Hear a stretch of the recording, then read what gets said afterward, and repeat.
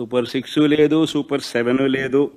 మా ప్రభుత్వం అమలు చేస్తూ ఉన్న, గతంలో అమలు చేస్తూ ఉన్న పథకాలు పిల్లల చదువులకు అవసరమైన పిల్లల చదువులను ప్రోత్సహిస్తూ, ఆ తల్లులను ప్రోత్సహిస్తూ, ఆ పిల్లల చదువుల కోసం, ఆ తల్లుల కోసం ఇస్తా ఉన్న అమ్మఒడి, పాయే, రైతన్నలకు తోడుగా నిలబడే రైతు భరోసా పథకం, పాయే, వసతి దీవెన, పాయే, విద్యా దీవెన అరకొర, చేయూత లేదు, ఆసరా లేదు, సున్నా వడ్డీ, ఆరోగ్యశ్రీ పూర్తిగా కూడా యగనామమే, వాహనమిత్ర, నేతన్న నేస్తం, మత్స్యకార భరోసా, కాపు నేస్తం, ఈబీసీ నేస్తం, చేదోడు, తోడు, లానేస్తం, అన్నీ గతంలో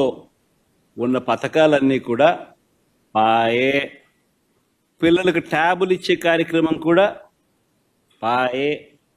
మరి నేను అడుగుతా ఉన్నా, 1,45,000 కోట్ల రూపాయల అప్పులు చేసినవి, చేయబోతున్నవి ఎవరి జేబీలోకి పోతా ఉన్నాయి?